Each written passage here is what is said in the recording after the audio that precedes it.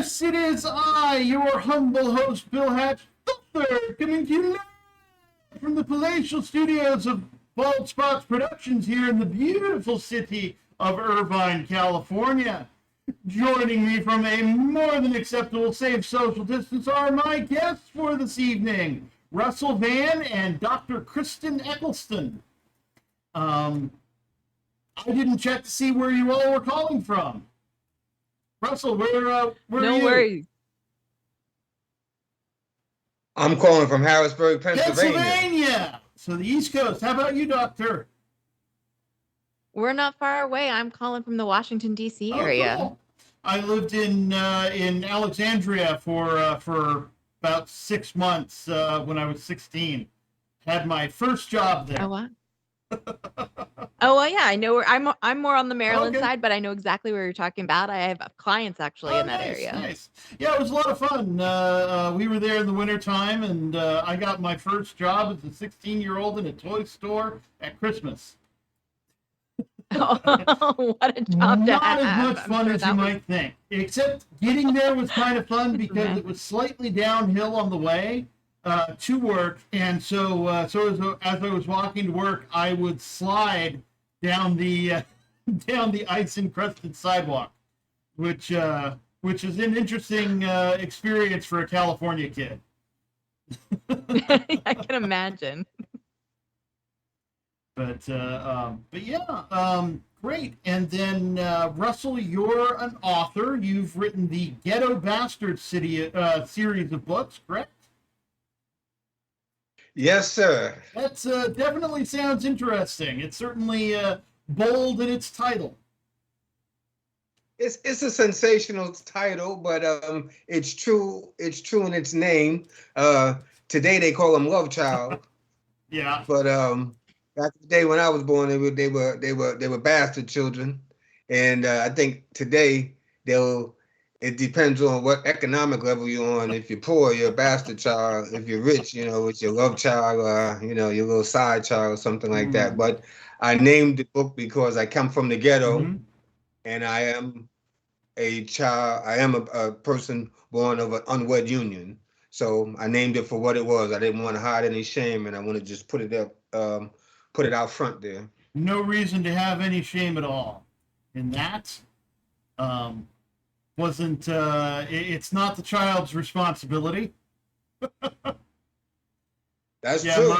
My grandfather had to carry that name about with him, and actually he found out that his parents were not wed when he went to enlist in the Navy in World War II, and the enlistment agent told him. Wow. Yeah, geez, that's the way to find out. You know what? It all, like I said, it all depends on the narrative, because look at they had that series, that game, just thinking that, John.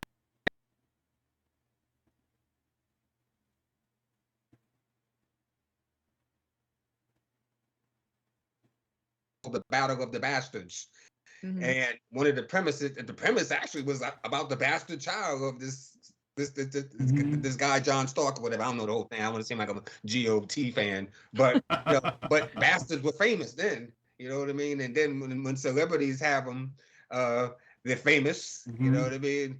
And but back in the day, I'm 54 now, so back in the day when I was born, it wasn't so popular. Yeah, I bet.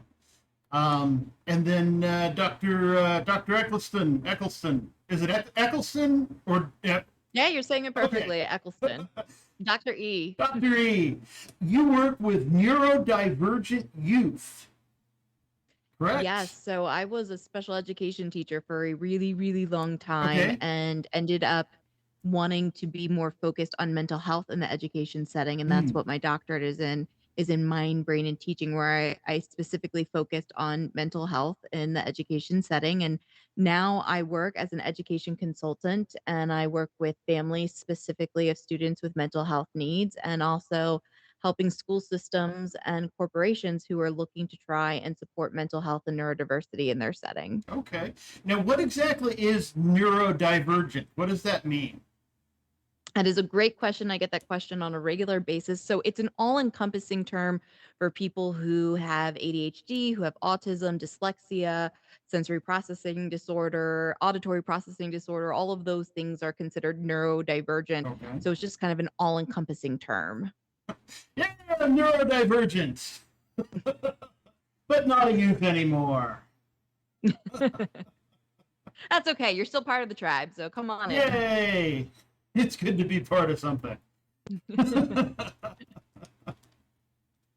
Great. Let's see. And well, let's see. So, hold on a second. I'm bringing up there were questions. Those questions aren't available anymore. That page is gone. Well, if they're gone, I have to know about Russell's book. Like, I need to hear about this book and what this book is about. Like, I need more. Well, it's more than one book. Russell, tell us a little bit more. It's 3 books. I gotta know about this. My curiosity is piqued. I need to know. You know what? Thank you so much for your curiosity, and my wife will hook everything up, and I'll make sure you get the 3 signed copies. So, by this is, I'm gonna make sure we get all of that, the contact. I don't know if you've seen it here, if you have seen the title there. Yeah. That's the first book, Ghetto Bastard. Okay.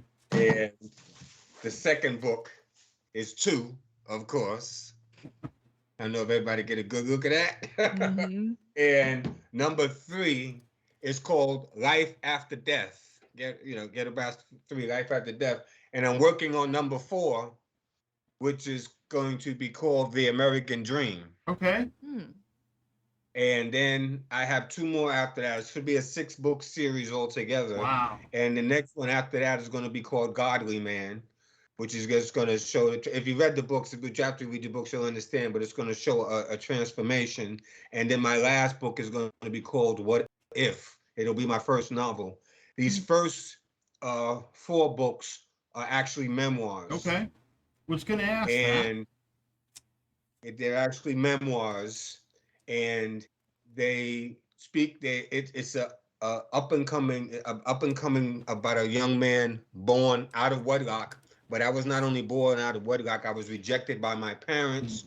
I was also rejected by my grandparents, and inevitably, my grandfather's mother ended up raising me. Wow. Oh, wow. In the South Bronx. And at that time, she was a full-time waitress, and she was taking care of her elderly mother. And ironically, she was about the same age as I am now. I'm in my 50s. And the book speaks of the coming of age and growing up in the South Bronx. I was born in the Mott Haven section of the South Bronx. I don't know if anyone knows about that area, but it was a very drug-infested area at the time. It still is. Now it's probably crack and heroin. It was right across the bridge from Harlem. So growing up in a very poor area, the book takes place in the 60s, 70s, 80s, and 90s into the 2000s. And it goes through the stages of the crack, the heroin phase that the country went through, how I lived through that in that section of the Bronx. The Clinton mass incarceration, the AIDS epidemics, all the things that affected minorities, the black on black crime, should we say. And what my books do, and why I called it Ghetto Bastard, because I wanted to have a sensational title. I wanted it to have a cover that it didn't reflect the title, because when you look at the cover, you don't expect the title. So I wanted people to open up the book, because a lot of times what happens is when we see books about urban society, they always fit the same narrative. Drug dealing, gold, just negativity. And I wanted these books as my memoirs to become a narrative to humanize people in the ghetto. I kind of wanted it, in writing it, to be the type of book that people could say everything white people wanted to know about the ghetto, but was afraid to ask. If they read this book, they would understand. I know, and it's sad, but it's sad, because I think a lot of times people are so sensitive and asking things, because right now in the narrative, everyone wants to be angry Yeah. at everyone. And a hint, part of my book, my great grandmother, the one who raised me, her two children, one of them being my grandfather, was half white, half Italian. And this was in the 1930s, maybe she had them. And to have half white children in Harlem at that time, you can imagine uh, Yeah. the scrutiny that Sure. she had to go through.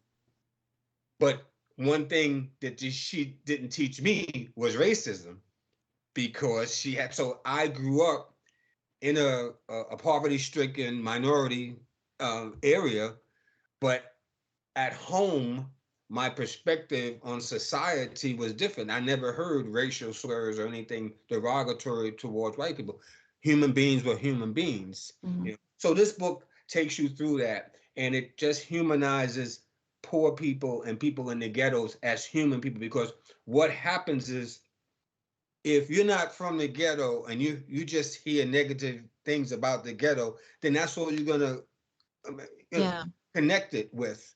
Here, I want them to see that as people. It's also, unfortunately, when you look at the news, that's all you hear is the bad things. But come now, I don't live in the ghetto anymore. I want to get out of there too. But I'm just saying, growing up in it, the people in the ghetto are still human beings. They still love. They have families. They fall in love. They want to go to school. They want the best for their children. Now, just like all people, not all of them want to get out the ghetto. Not all of them want better. But unfortunately, we all get put in the same umbrella. So these books, this series humanizes people from the ghetto, myself. It tells my story of being raised by my great grandmother, who I think which saved my life, because she taught me old school values in a time when, sometimes the value system is not so. So I said I don't want to make haste of anyone's business, but the things that are on TV now, back Yeah. in her day, people would have felt over and had a heart attack if you saw those type of things. So she taught me old school values. She taught me family values, and that was instilled in me. But now, when I went out in the street in the South Bronx, it was something else. It was always a constant struggle and a constant battle.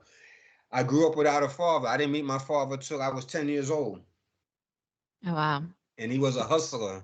So he really didn't think about kids or what you cared about. So there wasn't really any bonding, any type of relationship. I speak about that and that feeling of growing up without a father. And I think that's so impactful, because look at today's society. Um, a lot of people say, "What are the problem? What's the problem?" I'll tell you what the problem is. The problem is a lot of these kids don't have fathers. They don't have, and it's not to say anything against two gender households or anything like that. Let's just say parents. They raised Mhm. by one parent household, and it's not a balance of nurturing and protection and love. So the same elements that affected me when I was growing up are affecting the young men of today. But the difference is most of them are going to jail or they're dying. Yeah. And I don't want to take over the whole show, Doc. Now, No, I'm just talking. I'm sorry. I'm I didn't just like mean to, listening and just start so off like intrigued. that. No, and I'm genuinely curious to know, because you were living and you grew up in an area where it would have been really, really easy to be influenced and kind of sucked into some really negative aspects. Do you feel like it was your great grandmother's upbringing and the values that she was instilling in you that allowed you to kind of not get sucked into those things? What do you think was the balancing factor for you that allowed you to really? It seemed like you stayed really focused throughout life, and you kind of knew what you wanted to achieve and what your goals wanted to be, when it would have been really easy by your environment to get dragged into some other things. I'm curious to know what you feel like kind of helped guide you along your path that whole time. Well, definitely my grandmother's, um, her respect, Mhm. because the now just the fact that I ended up with my great grandmother, just imagine your Yeah. grandmother's mother raising you. You know what I Mhm. mean? That right there says a lot about the dynamics of what was going on with me in my life. Mhm. So when I came to my grandmother, which was probably about 4 years old, I had dealt with a certain amount of physical, mental, and emotional abuse that had been instilled upon me. So my grandmother to me was like my savior. She was, her opinion, everything that she thought meant something to me. Now, that's not to say I didn't make mistakes. You'll read Every my young book. person makes mistakes. You read my book, you will understand I made a lot of mistakes, especially not having a man to emulate, to show me how to be a man. So my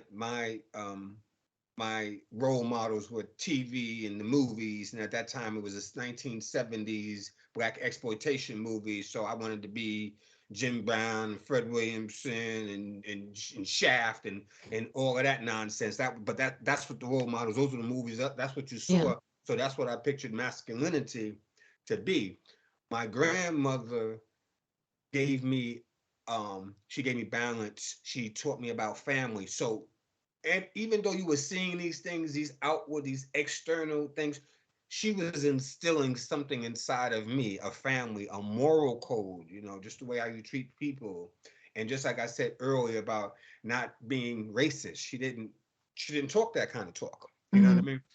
So that was a foundation. Now, once you have the foundation, you grow on that. Now, all of the mistakes that'll happen in the ghetto, because the ghetto is a treacherous place. We're not going to play and sit here and say that it's not. But if you have a foundation, it's stable. You can fall down and get back up, let's say. But if you have that unsturdy, let's say, quicksand, no stability, nobody's giving you what's wrong, what's right. You have, you have negative connotations out there with people that are around you, then that's what you're going to fall into. She gave me a foundation that I always could look back on. I just wasn't a certain type of person. When I was around the nefarious drug dealing elements, I may have indulged because I was in an environment and there was curiosity, but I knew I was never the type of person that I was going to be able to kill somebody for money. I was not the type of person that was going to brutalize somebody for money, because money was important to me because I didn't have any, of course, but there's so much of your soul, and people who do those type of things sell their soul. Basically, they have no soul, if you ask me, when you want to brutalize, you want to kill somebody for the money. So my grandmother set that that foundation, that moral integrity, which a lot of people don't have. And did I say that? Did I say that I wrote a book? The book talks about that, and it talks about my relationship with my grandmother, because again, I'm not the only one in the ghetto who's been raised by their great grandparent.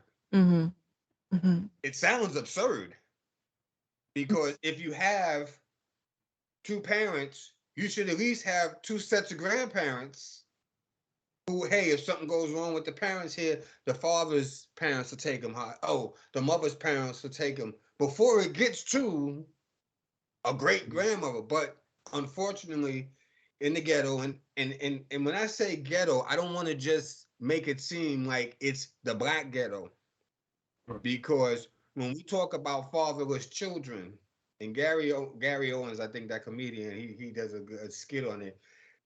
There's fatherless children in poverty at all shapes and sizes, and all nationalities. In the inner cities, they might be projects, but in the rural areas, they're trailer parks. Okay, but it's the same behavior. It's the same. People are poor. They're trying to make it, trying to get through. Sometimes it's multiple children by multiple parents, so it's just not a black thing. But I can only speak on the black experience. But when I want to say ghetto, I don't want to just make it seem like it's just the black ghetto, like black people are the only people that I got something to cry about. No, I get it. You're talking about you're talking about, I mean, you're sharing your personal experience and what you went through. And I want to ask you a psychological question too, a little bit, in the sense that you kind of smart now. I don't want you making me look dumb now. No. You were good. No, you were. I can tell how incredibly smart you are as well too. No, I'm so not smart. Go ahead. You are. But I'm curious, like your grandmother set this wonderful foundation for you, and you obviously had other people in your neighborhood who didn't probably have someone like your grandmother, someone who was setting that foundation. And do you think that that might have been a little bit of why they were facing maybe getting sucked into some of the bad choices they were making, or getting involved, or being willing to, to hurt people or do things? I'm curious to know if you feel like that foundation that your grandmother provided you is what gave you this kind of knowing, this is right, this is wrong, these are where my lines are, my limitations, and I'm not willing to cross them, versus people who you were exposed to in your neighborhood who were willing to cross those lines. Do you think it's because they didn't have somebody like your grandmother in their life who was willing to set that foundation for them, or was modeling to them that, no, this is acceptable, this is okay, because this is how I'm living my life? My grandmother, I hear this is so funny because this is life and it's people, and this is why it's so great. I wish people would really read this book. The people, when you say people on the outside, people in my family. And then it could be, I mean, just the No, people who you were I'm telling you, exposed in my to. situation, it was people in my family.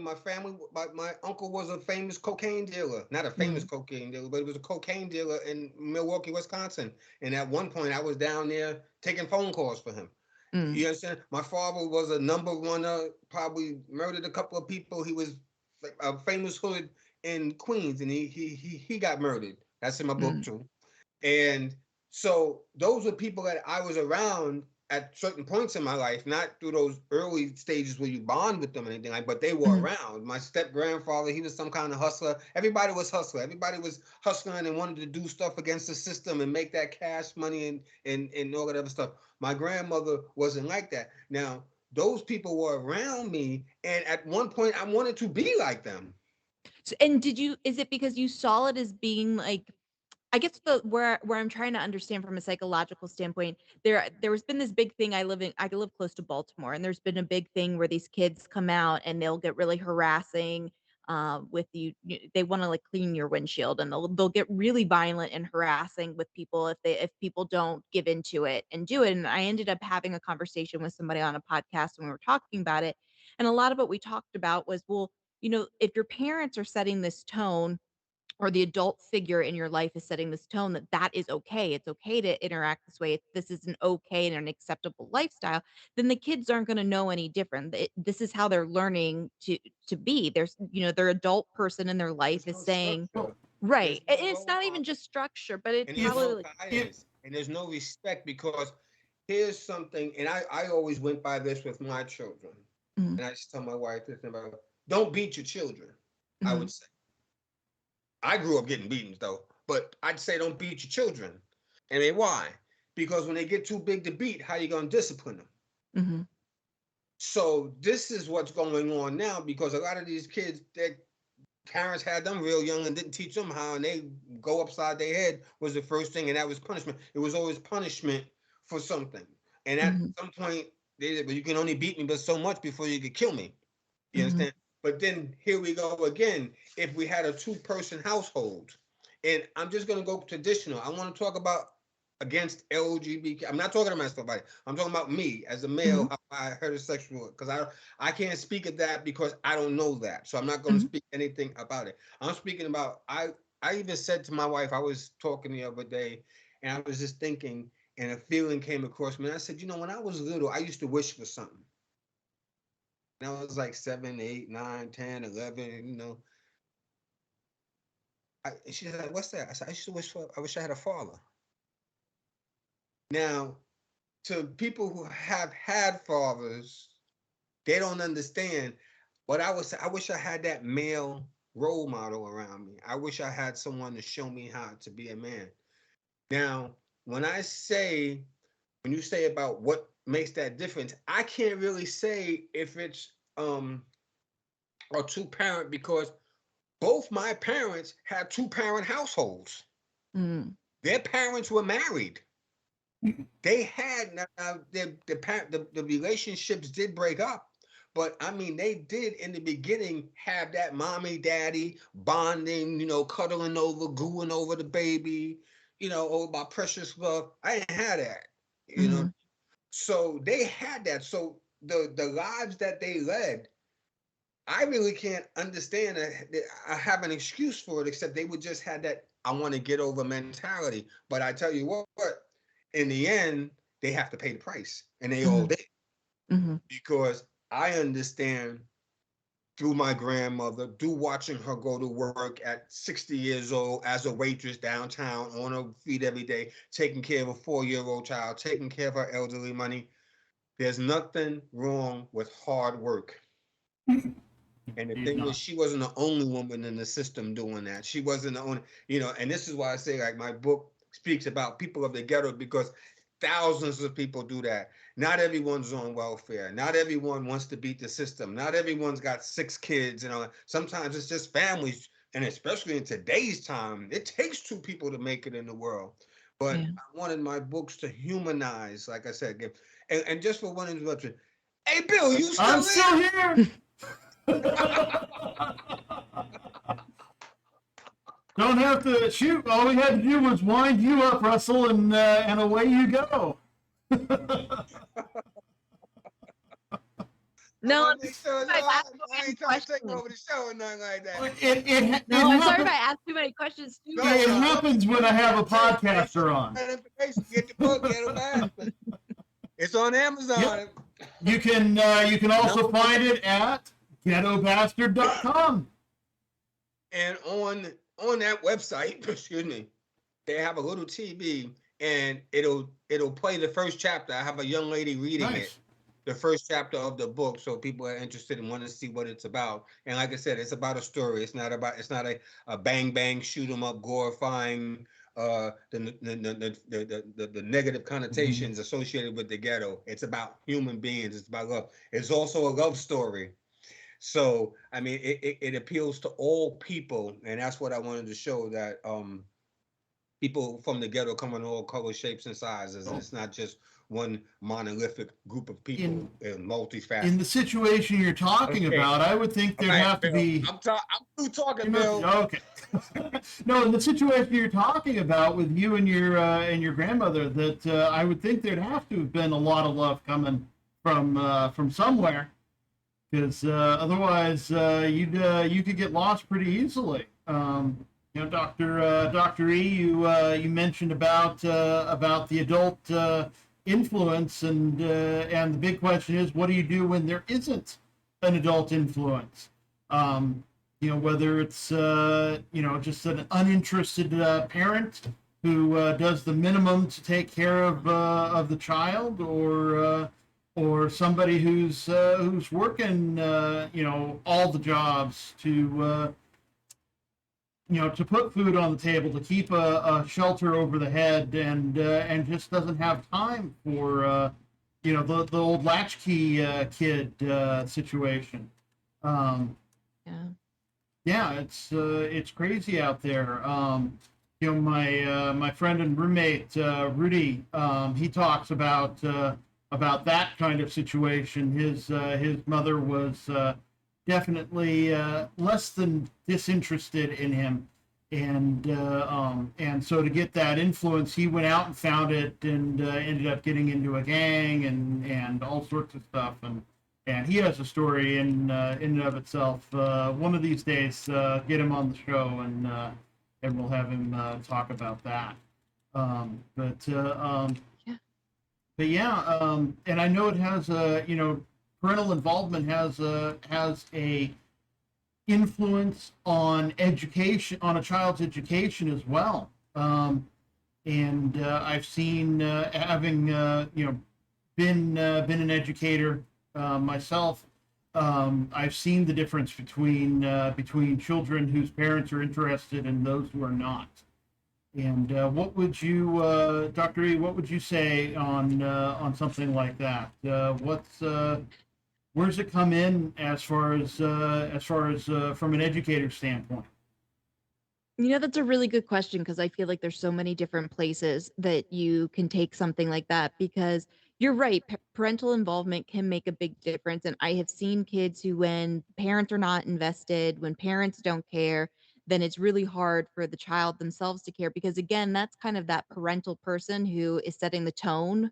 And if the parent doesn't care, then the kid can see it as, well, if this is not a priority to my parent, then this doesn't need to be a priority to me. And I have made phone calls to parents before as a teacher. And I can remember this was really early on in my teaching career. I called over some concern of one of the children, and the parent literally said to me, from the hours of 7 to 3, they're your problem. Wow. And I found, and that was really like, as a 22-year-old at the time, that kind of makes you step back and think for a second. But and it does set the tone. But I also see a lot of issues with kids too, for parents who are overly Mm. involved. And I see that a lot too. And I've actually feel like I've been experiencing that a lot more. And when I say overly involved, it's almost this new epidemic that's happening of students who are not going to school or are school avoidant, or the mental health has gotten really, really bad of these particular children. And it's because parents have done this thing. It's called hyper, or like a hyper parenting aspect, and they don't allow children to have to persevere or be resilient at all. Anytime a child starts to become uncomfortable, they don't want to go to school, they don't want to be in a particular person's class, they don't want to deal with a particular peer, the parent interjects themselves and instead of making the child have to kind of push through or have to work it out with the peer on their own, the parent almost in a sense micromanages the situation. And then as this child gets older, they end up being much more resentful, or get to young adulthood and everything is the end of the world because they've never had to persevere or be resilient to anything. And it's funny because for a long time I always thought, being not involved as a parent is hurtful to your education, but sometimes being overly involved too can be hurtful to a child and their development and to their education. Sure. Yeah, I dealt with a parent who was more on that side of things. Yeah, and the kid. Last I heard, the kid was dropping out of school and was gonna make a name for himself as a musician. I actually had one of those students, and he was a difficult student. Most of my career has been working with students with emotional disabilities to some degree. So some students, the emotional disability was very outward, and so tearing up classrooms, being violent. Mhm. Other times it's been students who were more inward, so it's very much more of silent. You didn't know what was going on. But I had a student one time who he was an intense guy. There was definitely spitting and cussing and a whole bunch of stuff. And last I heard, he was like a YouTube sensation and was actually making really great money. No, So I stop was like, being that kind of example. I know, I'm sorry. I'm sorry. I don't mean to be, but like, I mean, I think we were all shocked when we heard about it.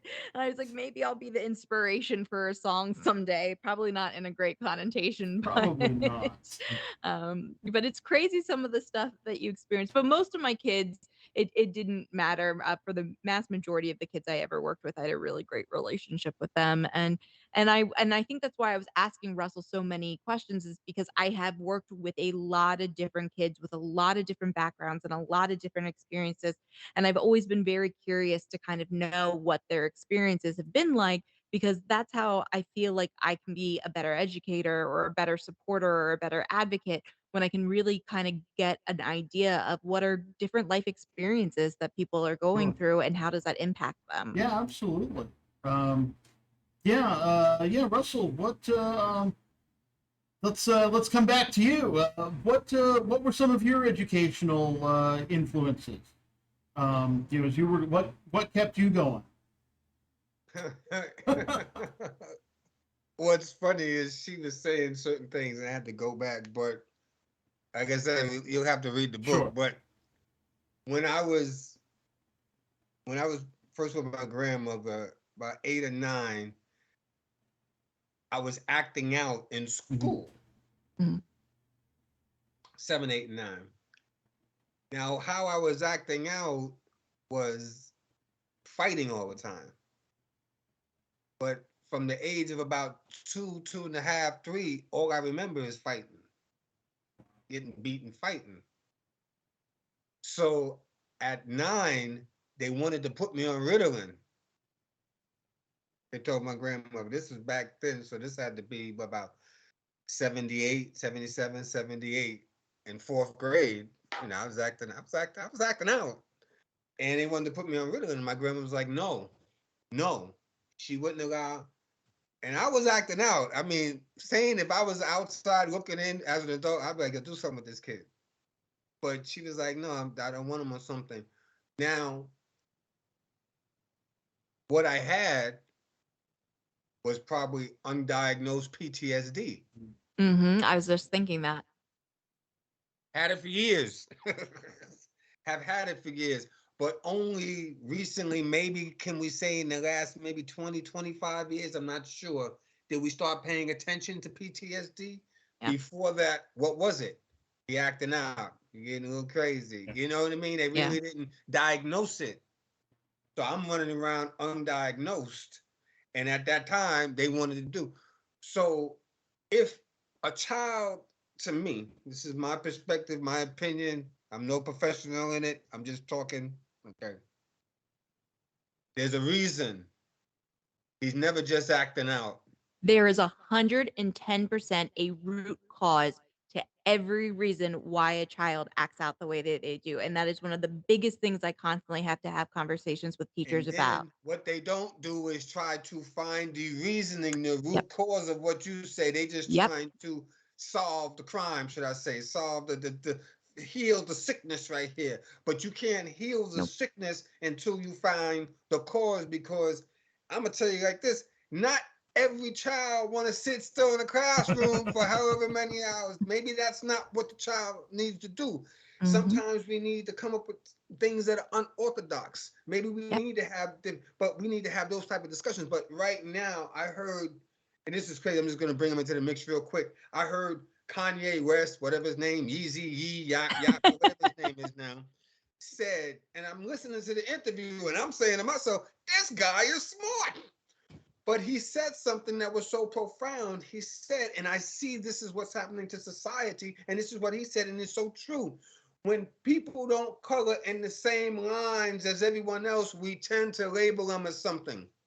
110%. So now you're in my wheelhouse, Russell, and this is where I live, and talk about that. We as a country have this one size fits all box of education, and when a child doesn't fit into it, then they often are left feeling like something is wrong with them. And a lot of times you have this really creative, incredibly smart kids, but it's essentially asking a fish to climb a tree. They're not going to successfully do it. And then the fish is going to feel like, what's wrong with me that I couldn't achieve this?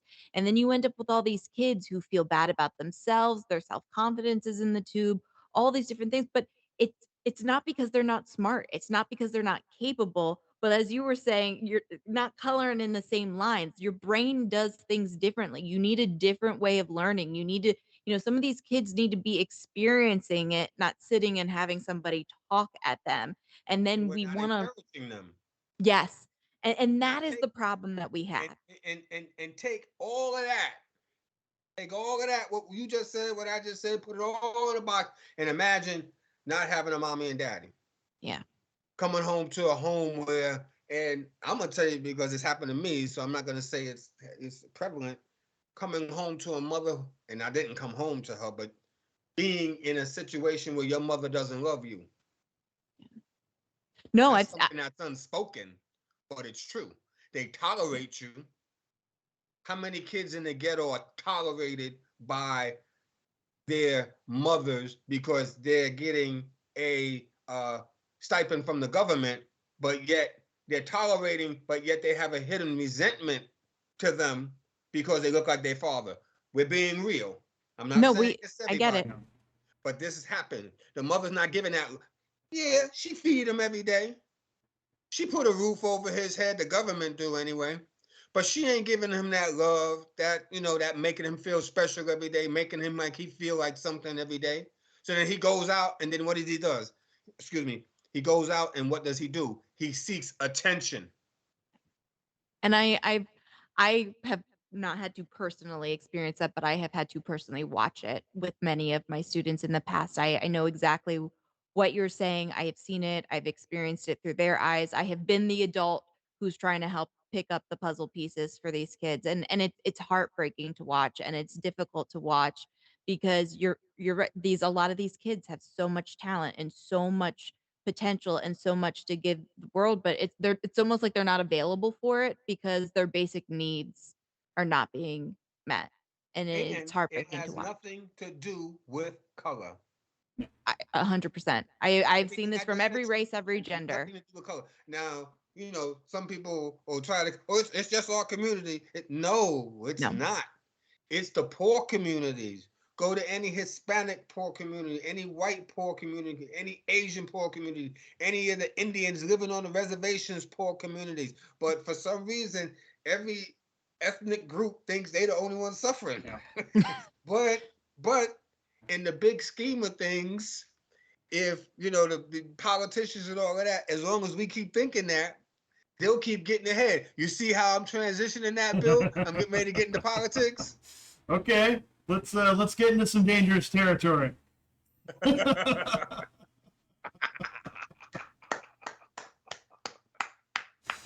But yeah, and some of this isn't limited to the poor community either. I grew up both in some rural areas, and then my father got back into the military, and and I saw a bunch of this where there were the uninvolved to resentful parents who hey, kid, you're keeping me from doing what I want to do, and trying to substitute things for their attention, for their love. It's like, oh, go, well, now it would be the latest PlayStation or something, but growing up, it was a variety of things.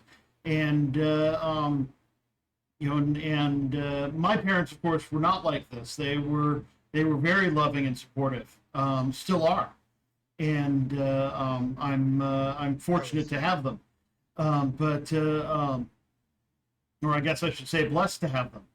But yeah, it's not just a poor thing either.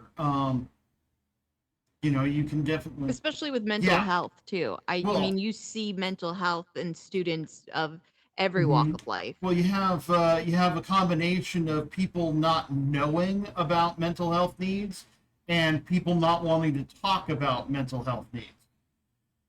Yes. Especially depending on generationally Hmm. who you're talking to as Right, well. right. Yeah, it's getting Now, slowly but surely better. Hmm. when we're talking about mental health needs, are we talking about mental health conditions that maybe are developed from external forces? Or are we talking about mental health needs that develop from internal forces, chemical I imbalances, etc.? I have seen it everywhere.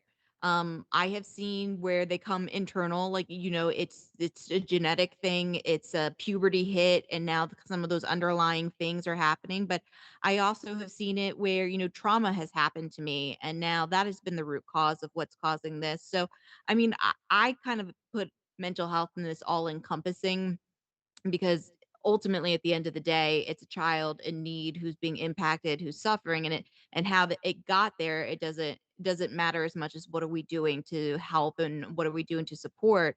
But you're right. I mean, it can either be something that has happened because genetically they're set up, or puberty is hit, and or there's a chemical imbalance, or anything along those lines. Or, I mean, I've had students who have had trauma, sexual assaults, just things that they've either experienced or gone through in their lives, and maybe the mental health or the capacity for having mental health needs was always there, and it was the trauma aspect, or maybe it was just the trauma that brought it on. But either way, we're now having to deal with whatever the manifestation is of the experience that's happening. So I feel like when we're talking about mental health, there's so many different paths we could go down, and to how it got there and why it's there.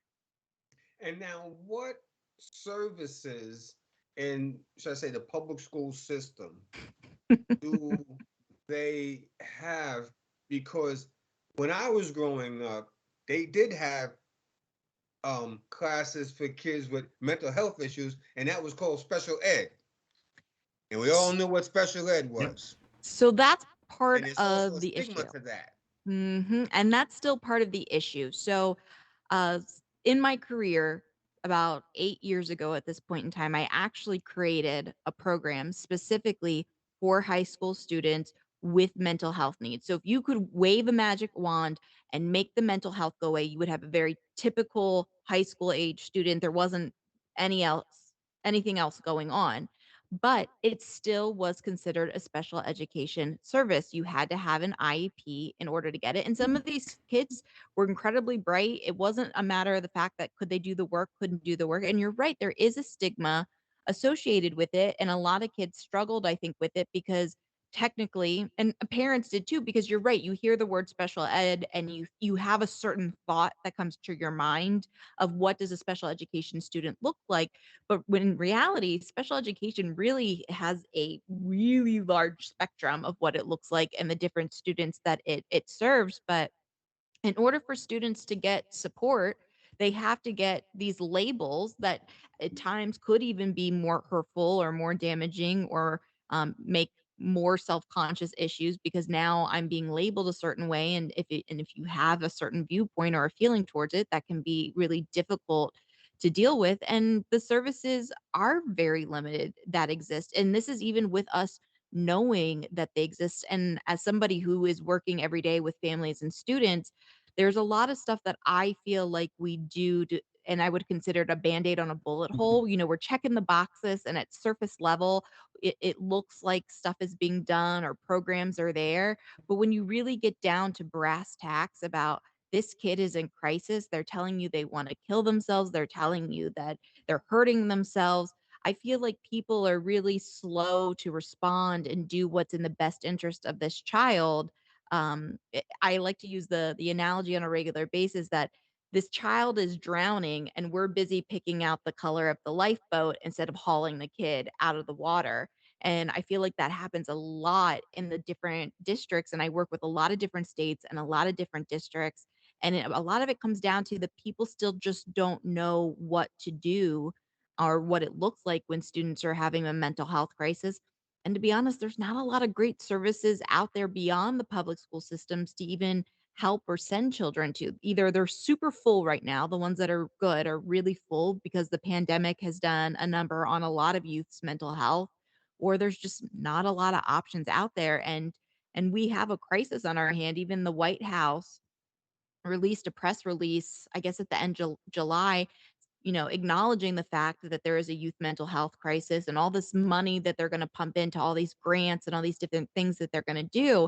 And I was reading through it because that's in my wheelhouse and I was interested, and they're going to put more social workers and they're going to put more psychologists. And I'm like, okay, this is great. This is wonderful.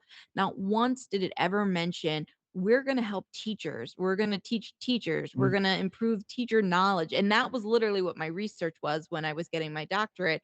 And the conclusion I came to is that teachers are the ones who really don't know what mental health is or what it looks like. And if teachers are going to be the ones who are sitting with kids all day and are most likely going to be the ones who can identify kids, then why are we not helping teachers who then can refer on to these social workers and psychologists that are in the building? But they're going to be the ones who have to identify these kids.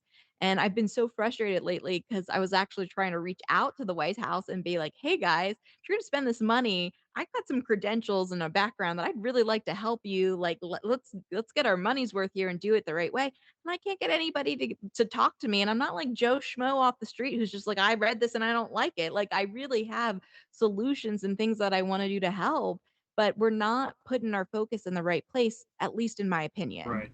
But the real solutions aren't sexy. That's true. So much of what politicians are looking for. Back to your topic, Russell. What so many politicians are looking for are things that they can put into a soundbite. Explaining the reality of a situation isn't something you can say in 30 seconds. Yeah. Or if you have even that much time. Let's go to the children as what she was saying. And it's just my opinion again. I don't want anybody boycotting anything.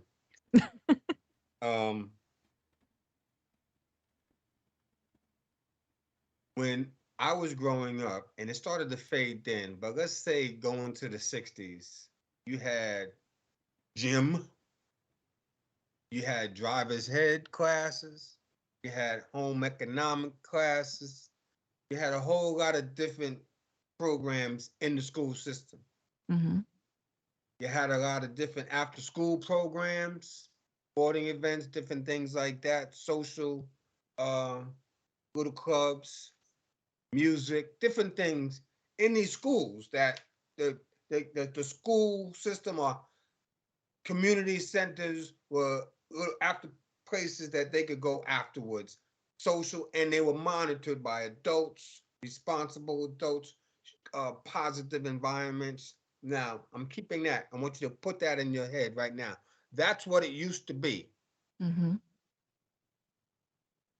Something happened because, to me, this is a pivotal influence, if I'm using the right terminology. Remember, I'm not that smart. You are. I'm not going to let you think any different the Yeah. whole time we're talking to each other. Look at the programming that these children are watching. Look at the video games that these children are playing. Look at the killing that goes on some of these programs that, to a point, now you're talking about the last 20, 25 years, this has been indoctrinated. This music, these visual effects has been indoctrinated into these children. And now look what we're coming up with. So these factors have, I can't even say the percentage, but it has a lot to do. It has a lot to do with the way and I'm going to speak on the Black community. I'm not going to speak on any other community. Look at the way we look at these videos where the women are sexualized and big booties shaking, and you better have the big breasts and the big booties and the thongs and the bigger, and you got to look this way. And the Cardi B song WAP, which we know what that stands for, was #1 on the billboards, but yet you're saying women shouldn't be sexualized, but you're teaching all of the young men and the young women to act like that and to look at that and to sexualize that. This is these are the children that come into the classroom who you're trying to teach all of this boring stuff to. Now, I say that because these politicians can send all of this money over to the Ukraine for all of these weapons. They can, and whatever they send it, they just send this debt reduction, 716 billion, whatever. I don't even know the number, but it's unspeakable amount of money. Okay. If you put community centers, places where kids had some place to go and felt safe after school, that had sports and different extracurricular program and training programs and good program.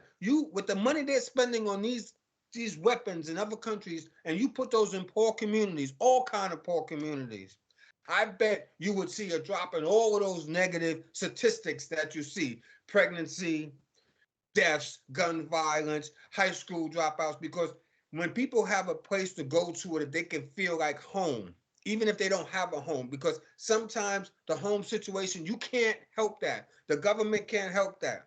But if kids have a place to go, there was a time where I think it was in the 70s, 80s, and they started shutting down some of the programs, whatever. But kids was just hanging out on the stoop. That was the big thing, hanging out on the stoop, just hanging out. My grandmother, that was one of the things that was so profound when she was raising me, and I didn't realize until I was later. I didn't like it when I was younger. I used to say, I'm going out. She said, where you going? I said, I'm going to hang out. She says, if you're not going no place, you don't need to leave the house. So a lot of these government programs, the money that they're just throwing Band-Aids on bullet wounds, they could actually heal the wounds. And I'm not saying throw money at it. I'm saying throw money at the buildings or the institutions, but put some mental health stuff in there. Put some team. When you see earlier programming on TV and stuff like that, they was always, oh, we're going to go to the help center. I don't know, like the Jeffersons or something like that. There was always the help center. Louise was always, rich people were going to the help center to help the needy, to give them up, get them connected to the services that they needed and different things like that. Mhm. Here, it's like we said earlier, those services and different things are kind of frowned upon, and there's a stigma attached to it, and you got to go down to the welfare office, or you got to go to the mental health place, and then you got to go here, and like you said, then it's kind of labeled, and then you got to go. All of that stuff is a deterrent. If the money was put into the proper programming, not the stuff that's happening already, the stuff they've been putting into these programs for the last 50 years, guess what? It's not working. Yeah. So if it's not working and they're still throwing money into it, but all of these other people is getting rich, but there's still people dying out here in the street. There's still people getting this, teen pregnancy. There's still people overdosing. All of these same problems are still there. It's just more people are added to it.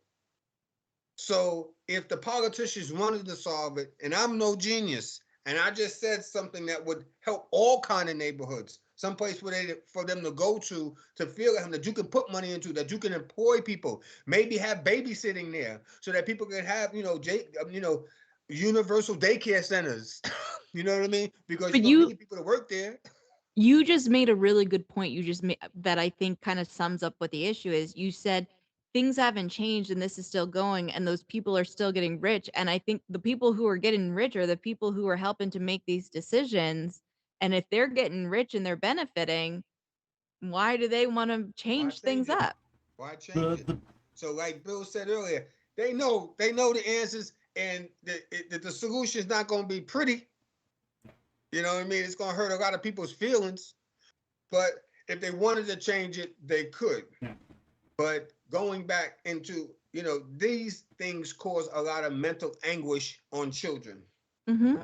Absolutely do, because children are impacted by their environment, and there's this thing called co-regulation. And so essentially, if you want to feel a certain way, like if a child is amped up, you want to stay calm, because if you want the child to be calm, then you need to be communicating calmly. So if you're a parent or the authority figure in a child's life, and you are constantly stressed out and at a level 10, and then that's going to feed into that child, and that's how that child is going to learn to become and how to deal with things. So if you're high strung, that child will become high strung. Absolutely. They feed off of your energy. 100%. You still there, Bill? Yeah, I'm still here. It's the Russell and Kristen show. It's the Russell and Kristen. Well, that's what I get for having a podcaster on the show. No. I am. I'm sorry. So I gotta be on your show separate. Now you come over to my show too. Bill, you come too. Okay, we'll all go over Fridays at 4, the Neurodivergent Teacher Podcast. Yeah. Let's plug that real quick. The neurodivergenteacher.com is Dr. E's website, and you can find all her stuff there. And of course, ghettobastard.com is Russell's website. You can find all of his stuff over there. And yeah, shoot, what was I going to say? I was going to say something. Yeah, we've just been taking you down different roads the whole time. Well, there's so many issues going on out there, and so much of it is a cycle. A vicious cycle of something falls out, and suddenly you have a single parent home, and then that becomes the norm, and then suddenly you have people being raised by their grandparents, aunts and uncles, great grandparents, all the line. You have disinterested parents becoming busier because they have to work harder or work more to earn a living to be able to put the roof over the head and food on the table and whatnot. And then you have two people having to work really hard to do that. And then you've got no time. You've got disinterested parents who aren't helping their kids become successful, and so they kind of go down that same path. what do we do to stop that cycle, to stop those cycles? How do we get things going in the right direction? It's a really good question. And I think I like to talk about this concept all the time. It's called generational trauma. Mm-hmm. And oftentimes there's this really great book. It's called It Didn't Start With You.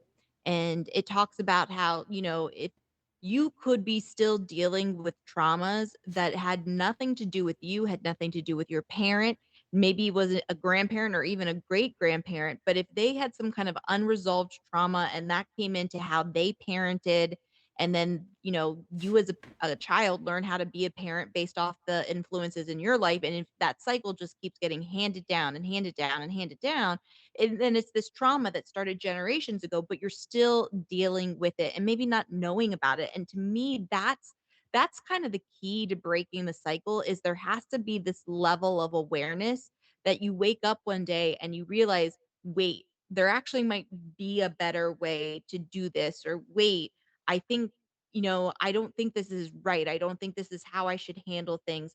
I think an example, and it's an extreme example, but it's more to make the point. If you remember, I think Adrian Peterson is his name, the NFL player who years ago he got arrested. I think he had been beating his child, and he had used the cord of a lamp to do it. Yeah. You remember that? And when he was talked about it, and I'm not okaying what I want to be very clear that what he did, I do not think is okay. But what he said was very powerful to me. He goes, "Well, that is how my father disciplined me. So I didn't think that it was wrong." And again, I'm not making an excuse for him, but I understand his thought pattern there, because essentially that is how he was taught to deal with a disciplinary issue. And unless you've had a force come into your life and say, this is not right, this is not okay, then you think that it is, because as a child, that's what you were exposed to. That's what you learned to be a parent like. That's what you learned were the consequences that were put on you. And you think, okay, well, if this worked for me, then now I do this to my child. And that's what I'm talking about, that generational thing that gets passed down to pass down. So there has to be this level of awareness or aha that goes, I didn't think this, I didn't know this. And then you have to go, okay, I'm going to address this. I'm going to do something about it, because now that I know that this is an issue and it's not necessarily my issue, I'm going to change my behaviors so that this doesn't continue to get passed down. So I think, to me, that's one of the biggest things that can be done. I don't know that there's a great answer or a straightforward answer, but I feel like that's a place to start, of starting to recognize that what are some of these generational patterns and how do we start breaking them and moving forward. Yeah. Reminded me of an old story I've used before. Newlywed couple sits down to their first Thanksgiving dinner together, and the husband asks the wife, "Honey, why did you cut the tail off of the turkey?" She said, "Well, that's how my mother cooked." And so they called up and asked the mother, and the mother said, "Well, that's how my mother cooked." Mm-hmm. And they call up the grandmother, and the grandmother says, "Oh, our stove was too small." Right? So sometimes you don't even know why you're doing. There's actually this really, really great scientific experiment that I love sharing, because I feel like it actually reflects us in society too. And the short version of it is, it was this scientific experiment where they put these 5 monkeys into a cage, and they dangled this banana from the middle of the cage. And anytime, and there was a ladder right underneath the banana. And anytime one of the monkeys would go up to grab the banana, they would spray all of the monkeys with freezing cold water. Very cruel. Don't like that they did it, but Right. they would spray all these monkeys with freezing cold water. So then it eventually got to a point that the monkeys, if any one of them would go to get the banana, they'd all attack each other, because none of them wanted to get sprayed with the freezing cold water. Well, then one by one, what the scientists would do is they would remove one of the monkeys from the cage and replace it with a monkey that had not been part of this experiment at all. And this monkey, unknowing about the water, would go after the banana.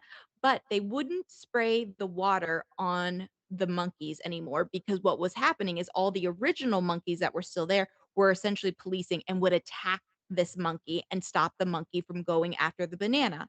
and then they would replace one of the original monkeys with a new one. So eventually you have a cage full of monkeys who had never been part of the freezing cold water experiment, but none of them would go for the banana because they would all attack each other. So you now have a cage full of monkeys who have no reason why or understanding of why we're attacking each other, but they just continue to do it because that was what was inflicted upon them, even though none of them had ever experienced the freezing cold water. And we do so many of those things. We do things just because that's the way it had always been done. And there's not necessarily a reason anymore to continue doing something a certain way. Those monkeys could go get the banana now and there would be no consequence for it. There is no more freezing water, but that's the way it had always been. And that's the way they continue to hold themselves. And we often do that too as a society. It's the way it's always been, and we're going to continue to do it, even though those reasons that maybe were once useful or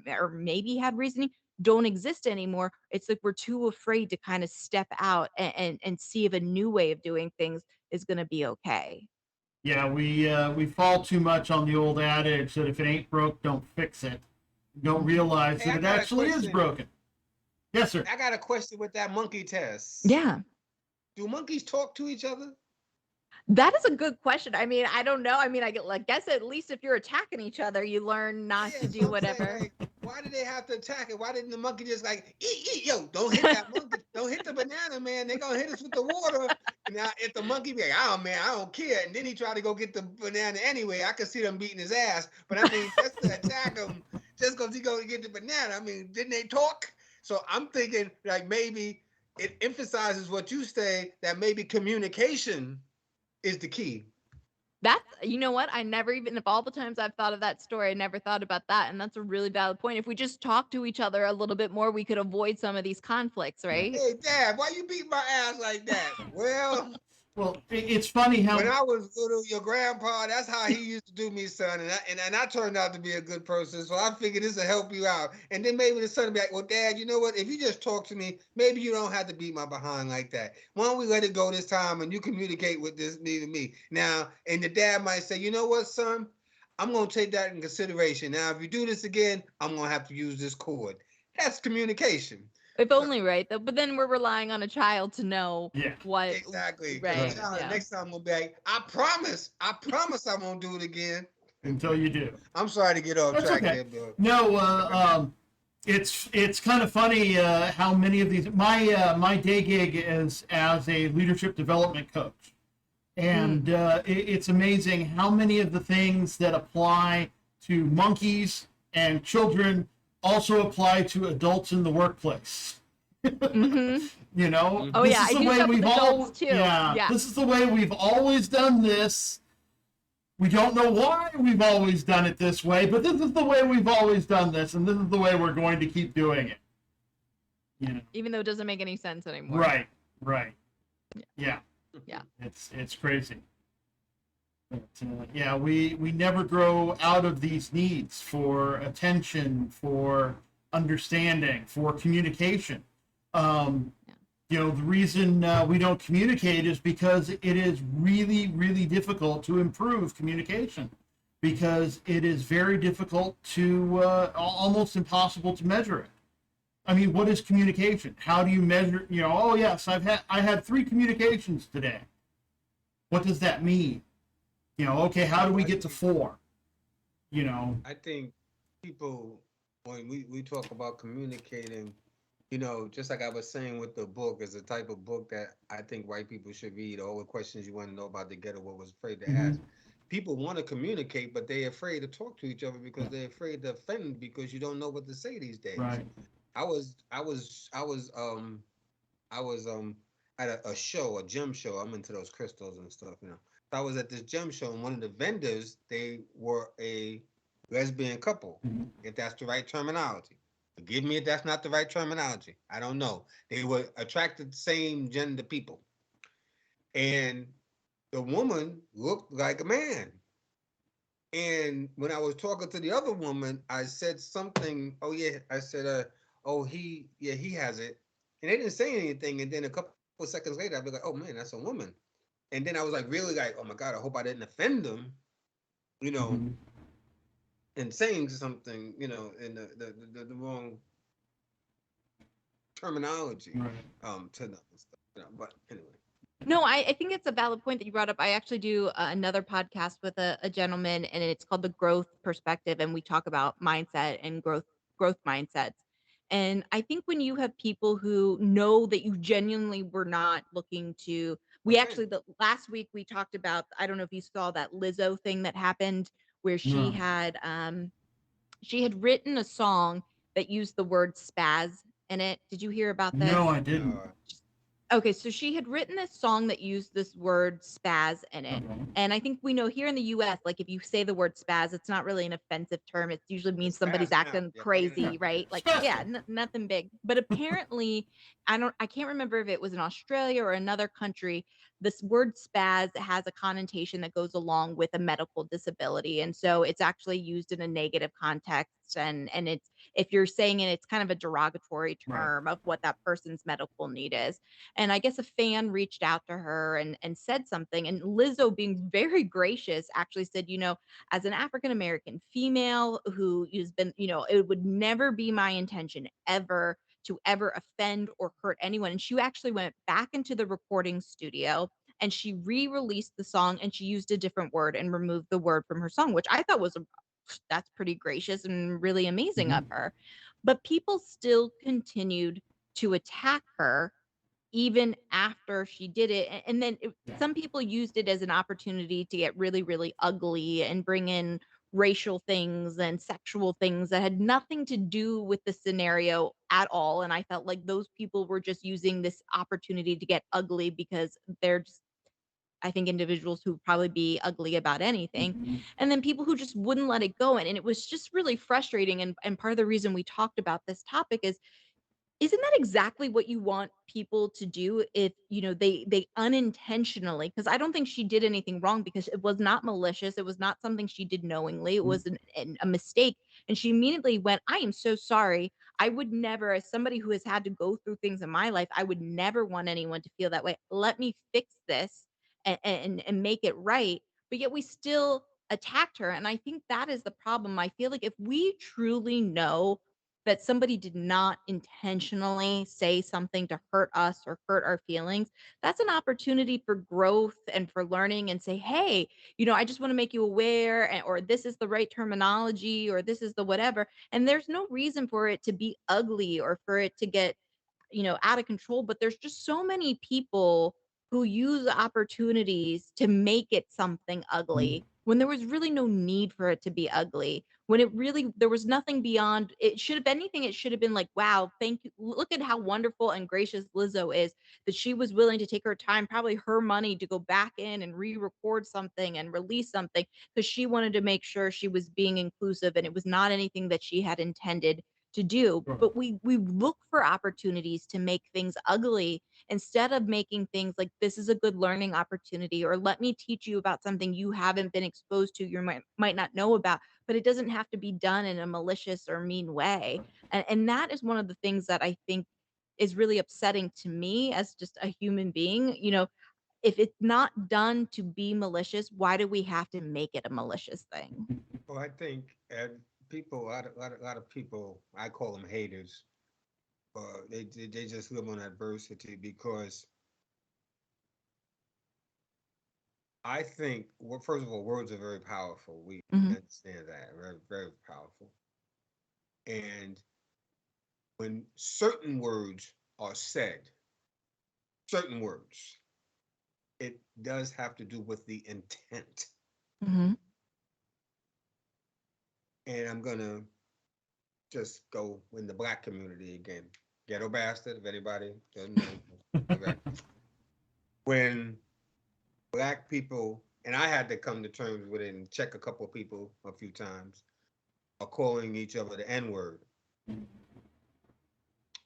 And I used to work in a prison, and most of the inmates around there were Black, and they wouldn't mind calling each other that all the time, but it was a white community.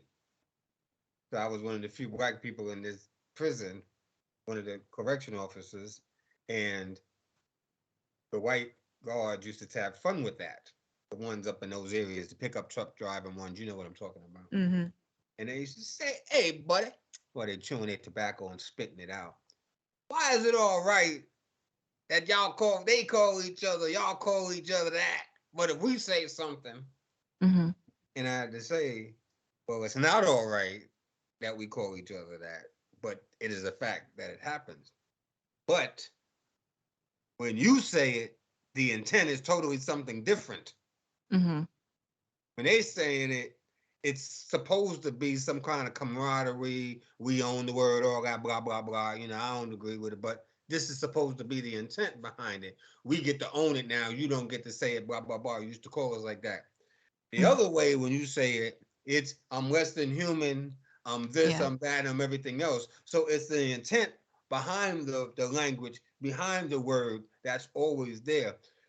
People can say, when I was growing up, now I would get in trouble for this now if I said it. Men that dress like women were called transvestites. Right. Mm-hmm. It wasn't derogatory. Remember, I don't know if people, I'm showing my age here, but if you remember All in the Family, Archie Bunker, there was a cross dresser on the show, Mm-hmm. cab driver, but it's been around since that time. You know, nobody was kicking them, bashing them, and all that. Liberace was a little feminine. You know what I Mm-hmm. mean?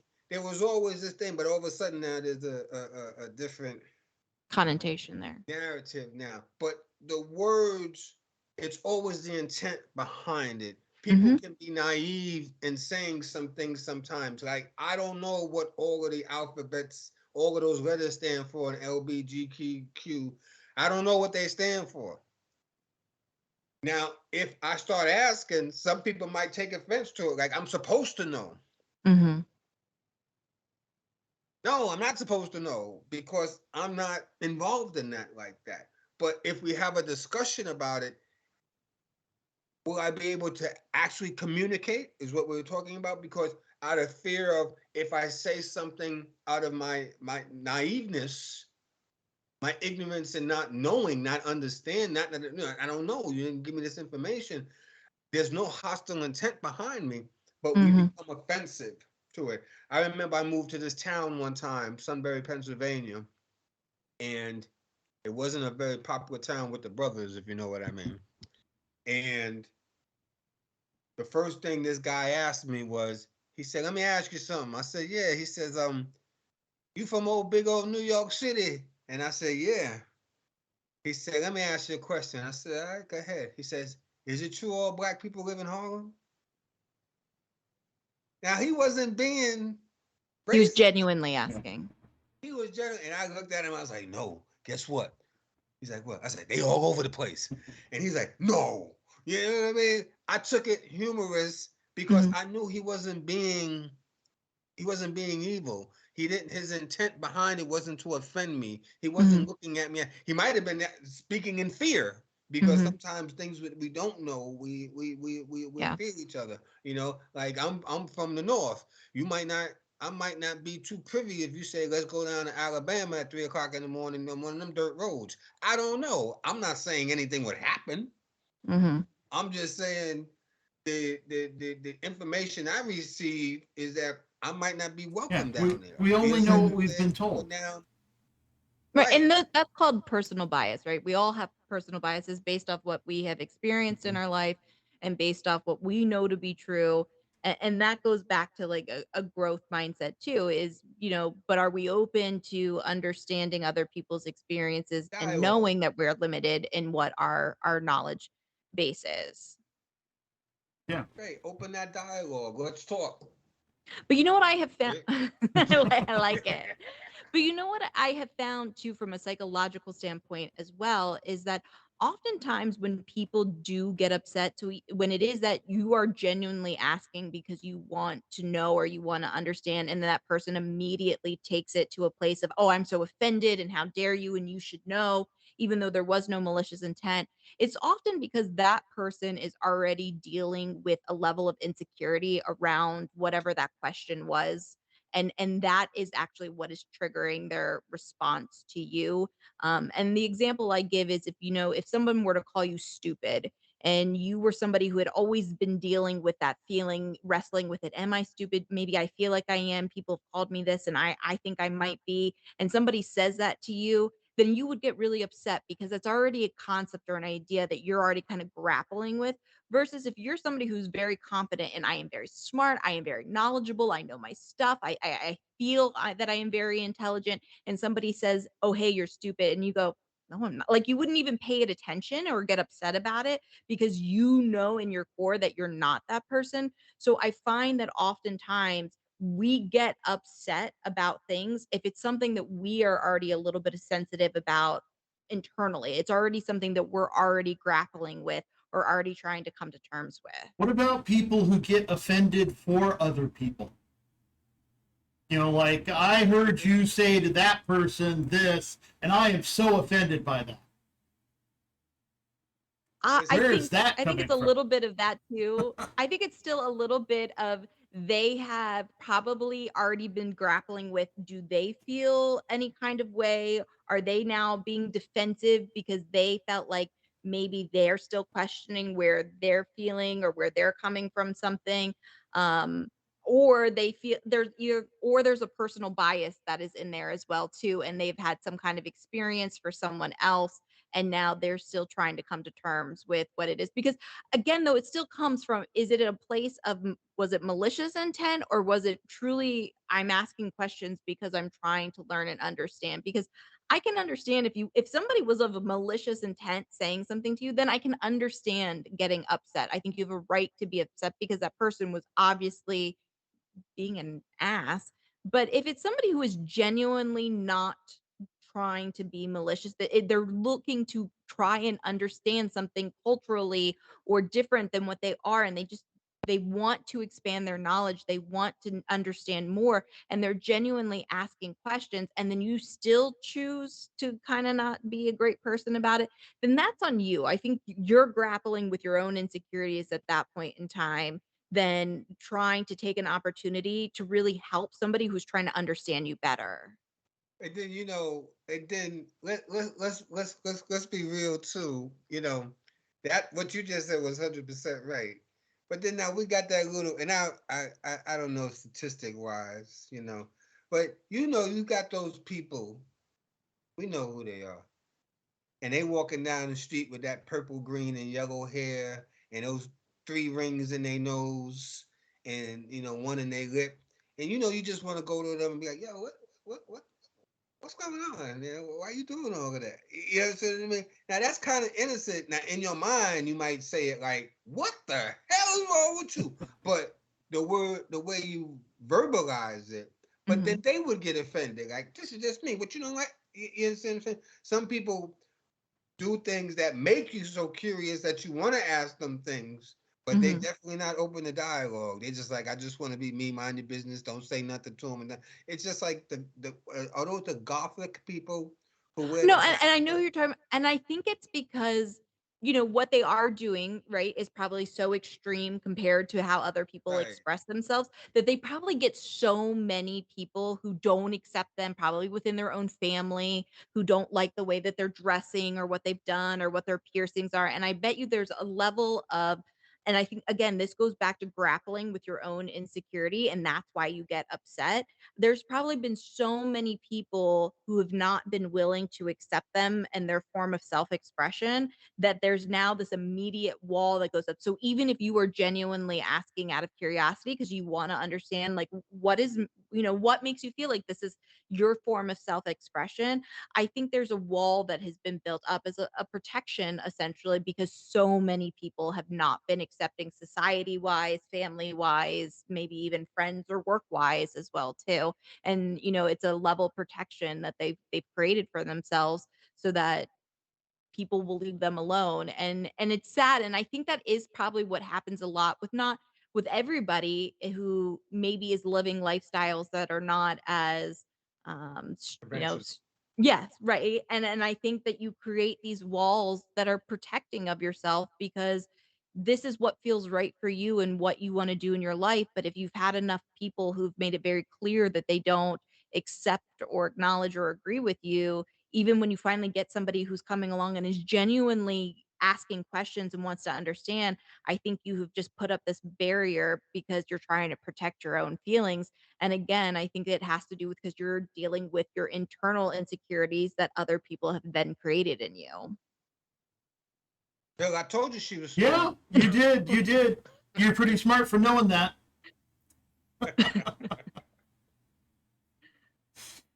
Oh, goodness gracious. Wow. It's been almost an hour and a half. It's been good. It's been good. I got a book. I've got like 4 books I need to read now. Yes. I'm gonna get them to you, and I want you to have me on your show too. Absolutely. I agree 100% with everything, and this is the type of dialogue that we need to have, and people just need to be able to talk without being offended, and I understand it, and I was in a situation, and this was years ago. But I was like my early 20s, and I had went to Milwaukee, Wisconsin. And I'm from the South Bronx, so I'd never seen a person of Indian descent in my life. Mm-hmm. And my uncle had a liquor store back then, and I was working at the liquor store. And this guy came in, and I mean, he had them cheekbones, American Indian look. And I'm staring at the guy, and they like had to nudge me, and yo, stop staring at that guy. I was like, yo, what is happening? He said, no, he's Indian. But I guess in that area, in Milwaukee, whatever, in that Midwest, that was a regular. You would see that. Now, had the guy turned around and been offended, I could understand because the way I was looking at him, but it was no malicious intent whatsoever. Yeah. I was just... You were curious. It was a new thing. And coming back to my book again. Back to the book. Ghetto Bastard. This is what Ghetto Bastard does, in the sense that it brings people to know people who you've probably worked with, Doctor, in the urban communities, to give a different insight into them, into us, should I say, because in my time working, I've worked with at-risk teens also. Being one, I became part of a program, and then I ended up working with the program, and then ended up being a counselor in the program. And job training programs work because what it did was give me a tool, a trade. It gave me a way to make income.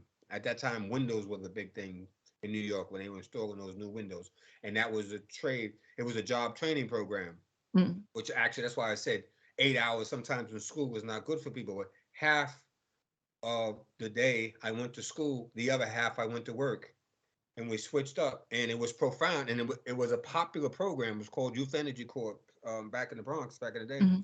And government funded, but you had a part-time job, you went to work, you learned a skill. I mean, it was a GED program, and I don't see programs like that now. But if we had programs like that now, and what's so funny, Job Corps, that might even be what that has become. But you're right, but it's not as prevalent. And I feel like a lot of kids don't know about it, and it usually takes you have had a lot of unsuccessful experiences before you can get to some things like that. And why not just make that right off the bat an opportunity for kids? It's not only that, it's not only that, it's that there's such an overimportance put on college. Yes, and college isn't for everybody. Yeah.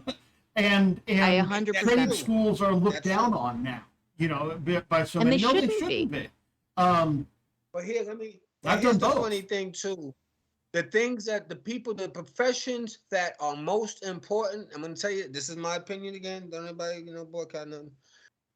The professions that are, and I've done most of them except the medical one, but the professions that are most important pay the least.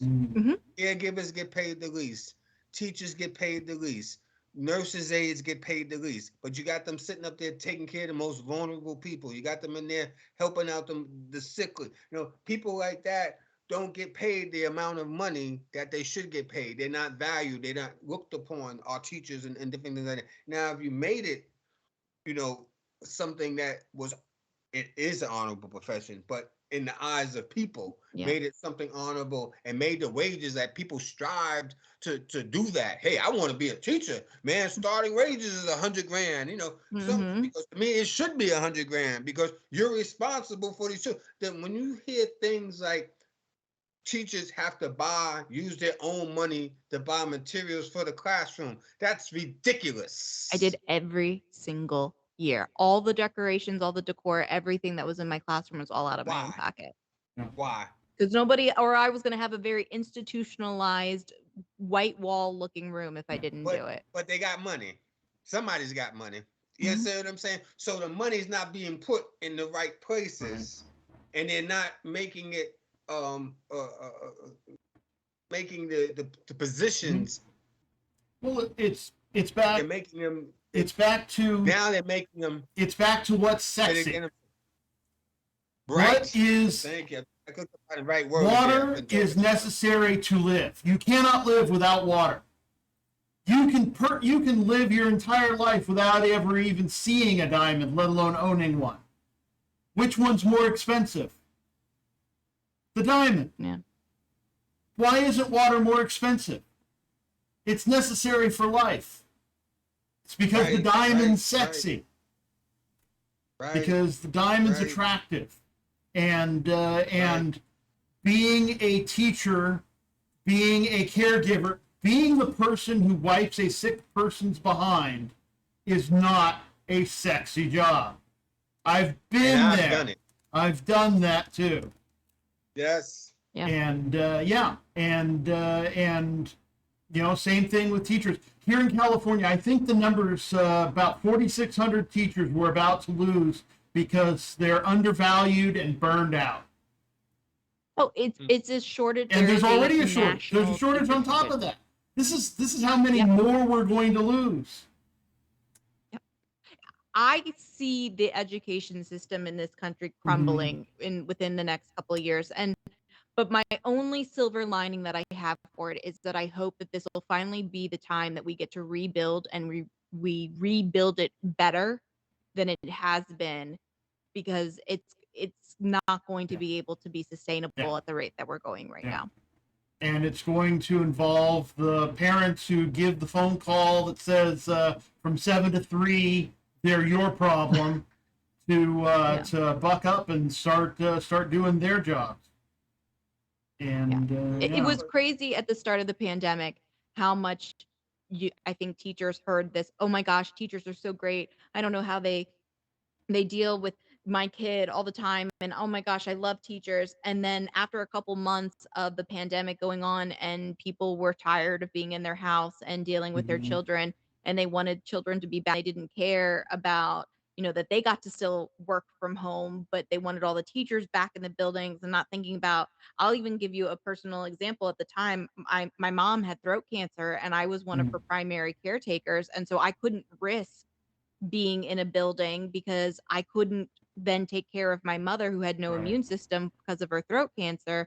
But school systems didn't care because they just wanted people back in the building, because people were yelling now that they want their kids out of their hair, and then their babysitters, which were teachers, weren't available, and you guys are lazy and you're this and you just don't want to work. And that wasn't the case. Teachers were happy to work, but just if you are still cautious and why shouldn't they still be a lot of this thing? And no teacher that I've ever talked to was like, yes, I love virtual learning, it is so great. None of the teachers liked it either. So it wasn't like that is what they were seeking to continue to do, but it was still about being safe and still being able to care for your family members as well. And then it was like all of a sudden people just turned on the teachers after that. They just turned on them. And I think the teachers just started to take that to heart. And it was like, if this is how you feel, then goodbye. I can go and make more money doing other things. And they have been. And it's really sad because there are some amazing, amazing educators out there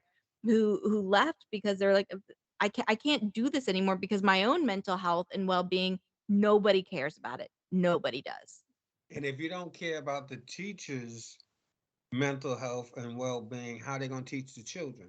Exactly. Because no matter what people think, taking care of 10, 20, 30 kids at one time is a lot. And then it goes, and then here we go again. We talking about politics and politicians again, because we talking about funding. Because Mm-hmm. why don't the schools have all these extracurricular programs? Because they cut them because of the funding. Why Hmm. aren't the teachers making great, substantial amount of money? It's because of the funding. They don't think that they're worth it, but yet they want them to do all the time. What he just said, Bill, I'm sorry, but what Bill just said about caregiving, I did that for a while, and yes, wiping another person behind, you got to care about that person, Oh yeah. Hmm. because the money they was paying like $8 to $10 an hour when I was Yeah. doing it. I don't like wiping my own behind sometimes. I like wiping another person's behind. And Very all the true. good, the bad, and the ugly. And you got to change an adult diaper. Guess Yeah. what? It's just like changing a child's Hmm. diaper. And it Hmm. ain't But pretty it's because bigger. it's an adult diaper. But yet they want to pay them $10 an Yeah. hour. So it definitely has to do with money. And this is where I think this past year they were talking about the great resignation. It wasn't that people didn't need the jobs and the people didn't need the money, but people are tired of being devalued. Yeah. And guess what? When you pay somebody a certain amount, you're devaluing them. And the Mhm. truth of it is that in the private industry as well as the government, because this is why they need unions these days, is because private industry and the government, they're gonna try to get as much out of you as they can. If you Mhm. work in a factory, they're gonna try to work you like you a machine. We need you to pick this many items per hour and so on, so on, keeping track of you and stuff like that. But they're not paying it, and it seems like the jobs that pay the less want the most out of you. Mm, Yeah. yeah. And And guess you're what? You're not gonna get it because people are waking up. And unfortunately, I tell my wife this all the time. Anytime we're dealing with people, like for instance, when I go to eat, I try to go to like regular Mhm. places and I tip very well, Mhm. very well. So the waitress remembers me. Mhm. And I always tip cash. Yeah. And then because they gotta tap out, so they gotta tip out, so in case they don't want to tip. Yeah. Mhm. So when they see me the next time, I get that great. They right there. Hey, Mr. Van, how you doing? What do you need? Hey, so and so. Hey, they there. I'm like, wow, this is a great service. I don't mind paying that little extra. But what's that telling you? That's telling you in everything and anything, you're gonna get what you pay for. You pay people minimum wage, you're gonna get minimum wage Yep. service. Yeah. You know what I mean? They wonder why certain places have high turnovers because you're not paying people. They were Well, talking, they're not paying people what they feel that they're worth. And if you pay people what they're worth, then you can hold them to a certain standard. mhm. Well, that's You why you have can't. that quiet quitting and that act your wage stuff that's going Mhm. around. That's because people are starting to do like, fine, I'm going to act my wage. I'm only going to do exactly Sit what's in my job there, description. ma'am. I don't And care.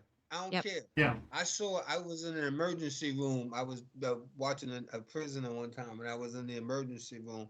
And this had to be and what they call an MA, I think a medical assistant. She's not a nurse. She's not a doctor. Hmm. All that stuff. And I saw a drop of blood drop on the chair. She did something with somebody. She put out, and I saw the drop of blood drop on the chair. I'm sitting in the corner. I'm just watching from a distance, and I saw her take that chair and push it over in the corner, and then go back to what she was doing. What she was supposed to do was wipe that chair down with a sitting. But I'm saying, wow, she only probably getting paid like $10, $12 an hour. Hmm. She don't feel like putting on no gloves, going over there, getting the handy wipe, wiping down the seat. But I saw that was human error right there. That's human thinking. I'm only Hmm. gonna do what I'm paid for. I don't feel like going that extra mile, making sure everything is sanitized up and down and all that other stuff. Hey, I took for the person. Hey, it wasn't her job to clean that chair in her mind. Yeah. So in everything that we're doing in today's society, in everything and anything at all, people are you're gonna get what you pay for. You pay people properly, pay them a fair wage, give people decent. You understand what I'm saying? It's People are going to act yeah. that It's way, about but fair treatment. It yeah. unfortunately, you treat them like Mhm. animals. You treat them like low value people. You treat them like they're not worth nothing. Guess what? They're gonna start acting like it. I worked in a prison for a while at times, and this is not anything pretty, but there gets a point where inmates start playing with their stuff. Okay. A lot. Yeah. There's nothing to lose. Yeah. They figured you treated me like this, I'm down to this, and then they start acting out, and that's their first line is they start doing that, and you're sitting there going, wow. But this is what happened, and this is what's going to happen with society. People are going to act the way you treat them. Yeah. You treat them with some respect. You treat them with dignity. You treat them with value. People are going to give you that. You know, if just because restaurants, I don't know what the thing is, but I think they pay the waiters or the waitresses. Is it like $2 an hour? $3? Oh yeah, it's really bad. Like they really just rely on the tips. Yeah, it's not that way in California. They have to pay the minimum wage plus tip. Oh, that's nice because that's not how it is here. Pay them $10 an hour. Would you have a shortage? Nope. No. But the restaurant going, I ain't paying them people no $10. Then I gotta pass it on to the people. The thing is, this is what's funny too. The people who make, because what is enough money? Right. I'm not a socialist, but I'm just saying, what is enough money? Okay, Mr. Gates or Mr. whatever the guy's name from Facebook and Musk and all of them, you got $100 billion. How much more do you need now? Can we leave it open for the rest of the world? Can we get some opportunities for the rest of us to make some money? Do you have to have it all? How much can you have in a lifetime? Just a little bit more. It's that greed, you know. Am I getting into the politics and all that now? No, that's good. Yeah. But yeah, no, it's being treated poorly in a job is part of what led me on the path to teaching ethical leadership. I teach a model of leadership called ethical leadership development, and it's all about treating people the right way, and acting with humility and having controlled discipline, not punishment. Having it's a whole bunch of different things we don't need to get into, but yeah, and it changes everything.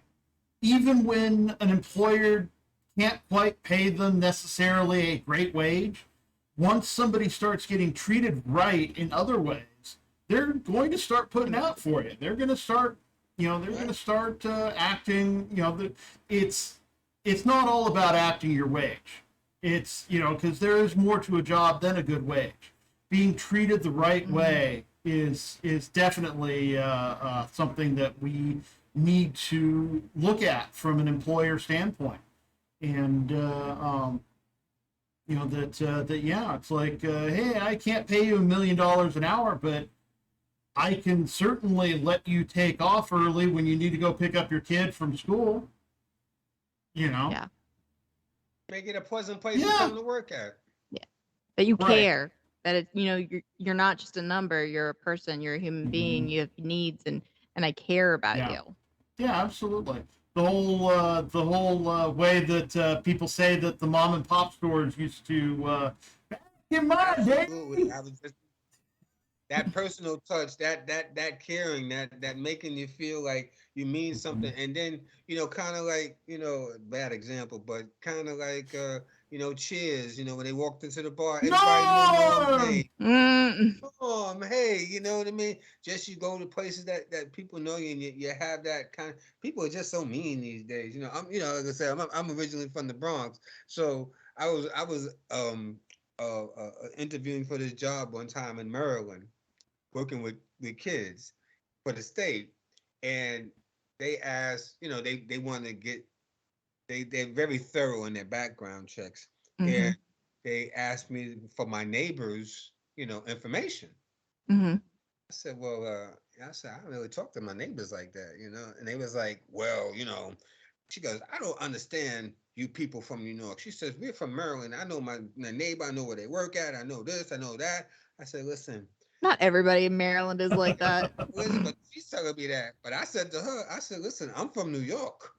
And in New York, we mind our business.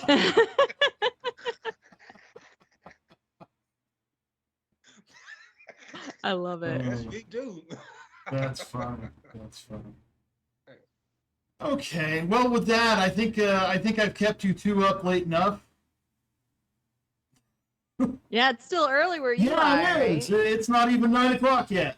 Yeah, it's about to be midnight. I'm gonna do another hour's worth of work before I go home. No, that's probably not true. Oh, wow. But I'm definitely going to get in contact with you. I'm going to get those books out to Sweet. you. And it was a pleasure speaking with you. I mean, it's beautiful to be able to have a great conversation and really just to intercede and go in there and dig deep and talk to each other. And really like, and what? And I just learned a lot. And I just love talking to smart people. Well, I do too. So thank you for being here tonight. Yep. All right, we're gonna meet Definitely. again. Well, Yes, before we sign off, there's always two things.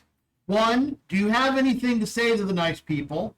Anything? One last thing to say to the nice people, either of you? Don't forget Ghetto Bastard. Go to ghettobastard.com or Amazon.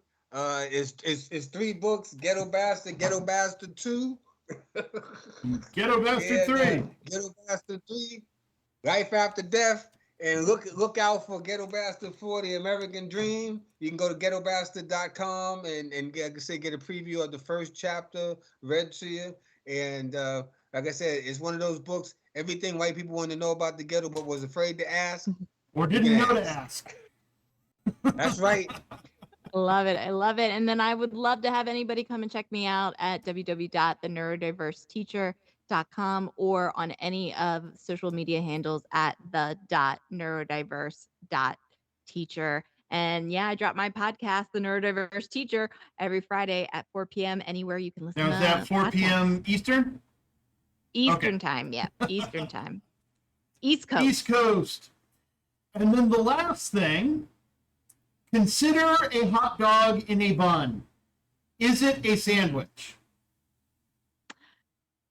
No.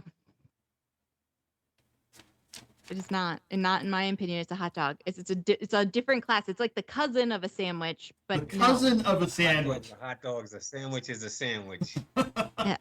Because it's got bread on either side of it, so it can be a cousin, but it's not flat. That's why. But a sandwich is layered. A hot dog is just straight out meat. That's true. Unless you get like a chili dog, but still. Like one of those Chicago dogs could almost be a sandwich, is what you're saying. But it's still just a cousin. Maybe. It's still a cousin. Still a cousin. Yeah, let's say a cousin. That's the first time I've heard it referred to as the cousin of a sandwich. It's the cousin of a sandwich. Yeah, that's how I see it. Now we're gonna have to come up with a sandwich family tree.